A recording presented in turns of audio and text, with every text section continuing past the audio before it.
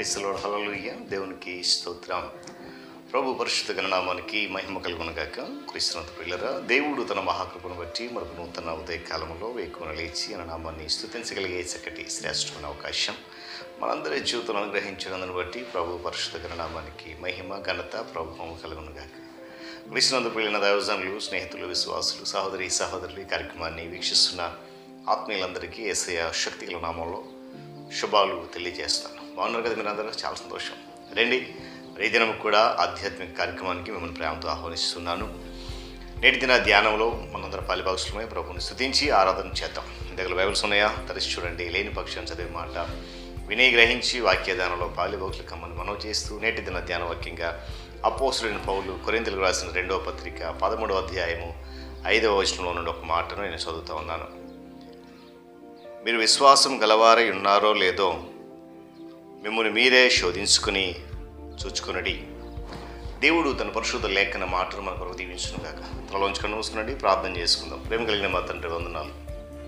తిరిగి మనకు నూతన ఉదయకాలంలో వేకునే రీతిగా నీ పాద సముఖంలో ఉండి మీ నామ ఘనత కొరకు నిన్ను స్తుతిస్తూ ఆరాధిస్తూ వాక్యాన్ని ధ్యానించగలిగేటువంటి శ్రేష్టమైన అవకాశం మందరి జీవితం మీరు అనుగ్రహించాలని బట్టి స్తుతులు చెల్లిస్తున్నాను. ఎదురాని కార్యక్రమాన్ని అనేక మందిని బిడ్డలు వీక్షిస్తూ బలపడుతున్నారు. మరింత బలపరచండి, ఆత్మీయంగా జీవింపచేయండి. దేవునితో నింపండి, నీ దాసును బలపరచండి. ఈ కార్యక్రమం నిరాటం కొనసాగించి మీరే ఘనత మహిమ సమస్తం పొందుకోండి. యేసయ్య నామమున అడుగుతున్నాను మా తండ్రి, ఆమేన్.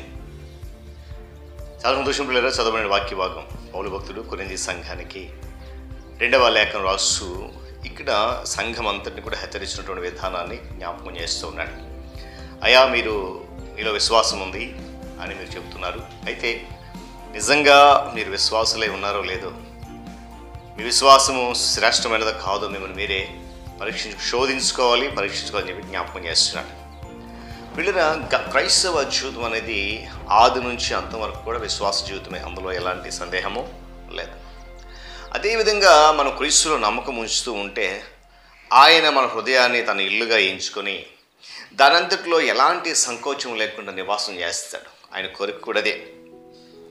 పాపం నుండి విడుదల, రక్షణ విషయంలో మనం ఆయనను పూర్తిగా నమ్ముకున్నట్లయితే మనలో పూర్తిగా ఆయన నిండిపోయి మన అంతరంగాలను పూర్తిగా ఆవరిస్తాడని కూడా విశ్వాసం కలిగి జీవించాల్సిన అవసరత ఉంది. అలా చేయడం తనకి ఇష్టమని దేవుడు వెల్లడించాడు. అంటే మన హృదయాల్లో ఆయన నివాసం ఉండడం ఆయన చాలా ఇష్టం, ఎంతో శ్రేష్టమైనటువంటి కోరిక. కాబట్టి ఆయన అలా చేస్తాడు అనేటువంటి విశ్వాసము ఎప్పటికీ మనకి ఎందుకు ఉంచకూడదు?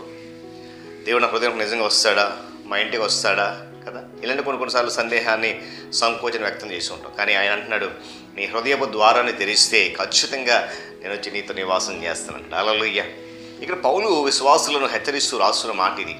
విశ్వాసులు అందరిలోనూ క్రీస్తు ఉన్నాడని చెప్తున్నాడు. ఆయన అందరిలో కూడా ఉన్నాడు. క్రీస్తు ప్రభు వారు దేవుని స్వరూపం కనుక, ఆయన కూడా దేవుడు కనుక ఇది సాధ్యం. ఇక్కడ పౌలు అంతకన్నా వేరొక దాని గురించి, ఉత్తమమైన దాని గురించి ప్రార్థన చేయనట్లు మనం గమనిస్తున్నాం. వారి ద్వారా మరింత పరిపూర్ణంగా జీవిస్తూ ఉండాలని, క్రీస్తు అందరి హృదయాల్లో సంపూర్ణంగా నివాసం ఉండాలని పౌలు కోరుకుంటున్నాడు. ప్రతి విశ్వాసి కూడా తమ హృదయాలను ఆయనకు నివాసంగా చేయాలని ఆయన కోరుతున్నాడు. ప్రతి హృదయము ఆయనను ఆహ్వానించే రీతిగా ఉండాలని ఆయన ఆశిస్తున్నాడు. అయితే ఇక్కడ విచారకరమైన సంగతి ఏంటంటే, క్రీస్తు మనలో ఉన్నా కూడా మనం ఆయన ఏం చేస్తున్నాడంటే, మన హృదయం విశాల హృదయం.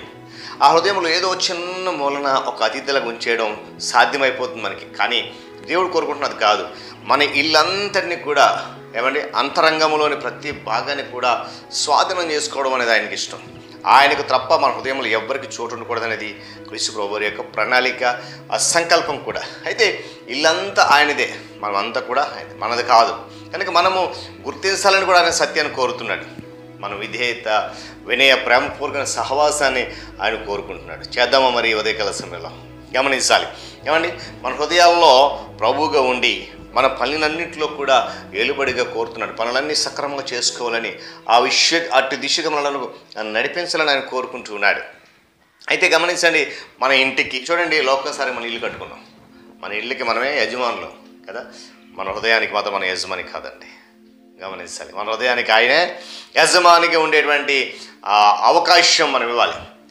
నా హృదయానికి నేనే యజమాని అనే ప్రయత్నం మనం ఎప్పుడు కూడా చేయకూడదు. ఎందుకంటే హృదయాంతరంగం అయింది. ఆయన నివాసం యోగ్యంగా చేసుకుని కోరుకుంటున్నాడు కనుక ఆయన మాత్రమే యజమానిగా ఉండాలని నువ్వు ఆశపడాలి మనం. ఎందుకంటే మనము అక్కడ నివసిస్తున్నటువంటి ప్రభువుకు మనము దాసులం, సేవకులుగా ఉండాలి. ఆయనే రారాజు. మన హృదయాలను తన సింహాసనం ఉండేటువంటి భవనంగా చేసుకోవాలని ఏమంటే ఆయన ఆశపడుతున్నాడు. మరి చేద్దాం అలాగా. యువతే కలిసి దేవుని ఆత్మ మనకు శక్తినిచ్చి బలపరిస్తేనే ఇది సాధ్యం. అలా ఇవ్వాలి అంటే పౌలు అంటున్నట్టుగా మన విశ్వాసం గలవారమై ఉన్నామో లేదో శోధించుకొని పరీక్షించుకోవాలి. దేవుని స్తోత్రం కలిగిన కాక. ఆయన ఒకవేళ అలా చేయకపోతే మేము క్రీస్తుని మన అంతరంగంలో ఒక మూల నెట్టేసే విధంగా ప్రవర్తిస్తుంటాం. ఇప్పుడు కూడా ఆయన ఏంటంటే ఉదయం అంతా నాది, ఈ మనిషి నావాడు, నేను స్వాధీనం నా స్వాధీనం ఉండాలి, నా అధికారం ఉండాలి, నేను ఇచ్చినటువంటి నేను పంచినటువంటి ఆ విశ్వాసాన్ని కలిగి సంపూర్ణ జీవించడం కోరుతుంటే మనం మాత్రం ఏం చేస్తున్న ప్రభువును ఒక మూలను కూర్చోబెట్టేసి ఉదయం అంతా లోక సంబంధమైన ఆశలు నింపుకొని జాగ్రత్త ప్రియ దేవుని సంగమ. ఈరోజు నేను మరలా జ్ఞాపకం చేస్తాను, పౌలు హెచ్చరిస్తున్నట్లుగా మనం విశ్వాసం గలవారు ఉన్నామో లేదో శోధించుకొని పరీక్షించుకొని చూసుకోవాలి. ఎందుకంటే క్రీస్తులో ఉన్న గొప్ప ప్రేమ మనం తెలుసుకోవాలి. ఆ ప్రేమను అనేక మందికి చాటాలి. అలా చాటాలంటే మన విశ్వాసములు బలపడాలి, ఆత్మీయ జీవితంలో స్థిరపడాలి, విశ్వాసం దినదినం కూడా అభివృద్ధి చెందాలి, అనేకులకు మాదిరికరంగా కనపడాలి. దేవుడి మాటలు మన కొరకు దీవించును కాక. తనలోంచి కన్ను మూసుకుని ప్రార్థన చేసుకుందాం. ప్రేమ కలిగిన మా తండ్రి వందనాలు. మరొకసారి ఉదయకాల సమయంలోని పాద సముఖం నిలబెట్టుకున్నాం. అయినా ఈ వర్తమానం ద్వారా మేము మరొకసారి మమ్మల్ని మేము శోధించుకుని పరీక్షించిన విషయంలో ప్రాముఖ్యంగా మా విశ్వాసము ఎలా ఉంది అని పరీక్షించుకొని శోధించుకోవడానికి కృప చూపించారు. పౌలు కొరింథీ సంఘాన్ని హెచ్చరిస్తున్నట్లుగా గద్దిస్తున్నట్లుగా మమ్మల్ని మేమే ఈరోజు పరీక్షించుకొని మా విశ్వాసం ఎలా ఉంది అనేటువంటి ఒక నిశ్చయతలకు రావడం కృప చూపించండి. మీరే ఘనత పని. ఎందుకంటే అట్టి స్థితిలో ఉంచడానికి మీరు ఇష్టపడుతున్నారు.